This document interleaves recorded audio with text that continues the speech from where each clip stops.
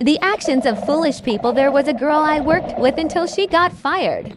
One day she came to work with a broken arm and claimed that her boyfriend had pushed her during a fight, causing her to fall. We all felt sorry for her. But a week later she came in and said that she had stabbed him in the palm during a fight to get back at him for her broken arm. Then, a few weeks later, she told everyone that she was trying to secretly get pregnant.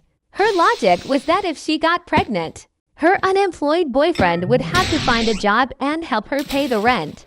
We continued to be shocked by her stories, but she seemed proud of her plans. We tried to explain to her that this was not the best way to make someone take responsibility, but she simply brushed off our words. Soon after, she came to work with more news. She announced that her boyfriend had quit his job because he didn't want to work for anyone.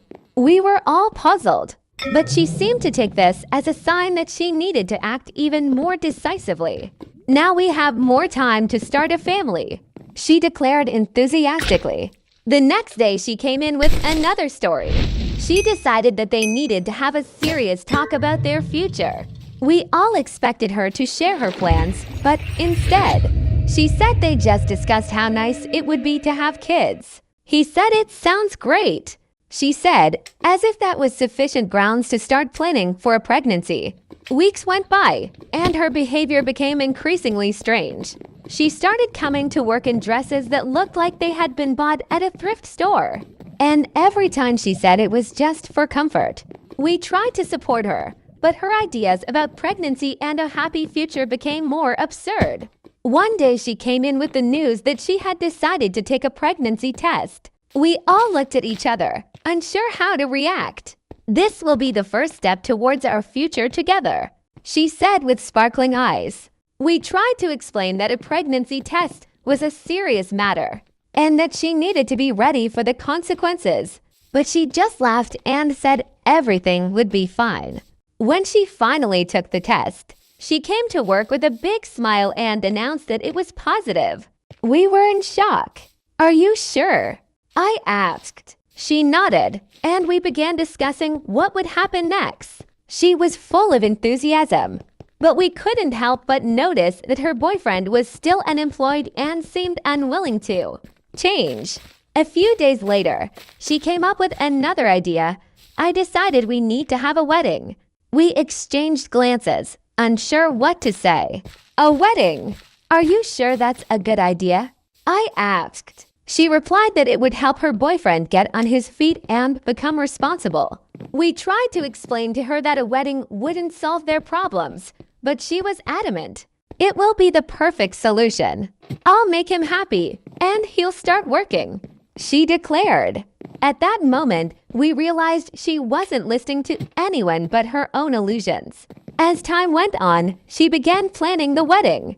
She spent all her savings on a dress and decorations, not even considering how they would pay rent after the wedding.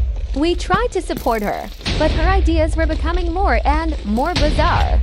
She decided they should have the wedding on the roof of their apartment building to make it romantic. On the day of the wedding, she came to work to share her plans.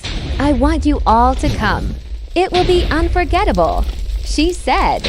We exchanged glances, unsure how to respond. We understood that this was not just a wedding, it was an attempt to save their relationship, which, in our opinion, was already on the brink of collapse. When the wedding day arrived, we showed up to support her. She looked beautiful in her dress, but her boyfriend appeared indifferent. He didn't even bother to wear a suit, showing up in a regular t-shirt and jeans. We started to worry, but she kept smiling and assuring us that everything would be fine. The ceremony went on, but the atmosphere was tense. We noticed that her boyfriend showed no enthusiasm and didn't say anything touching during the vows. She seemed oblivious to this and continued to dream of them being happy parents. After the wedding, things got even worse. She returned to work with new news. We're moving to another city to start a new life. We were shocked. And how do you plan to do that?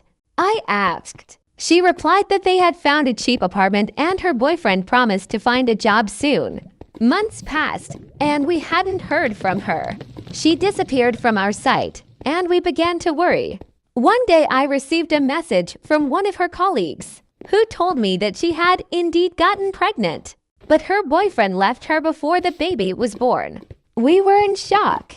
She had spent so much time trying to change him and ended up alone. We understood that this was a consequence of her foolish actions, but we still felt sorry for her.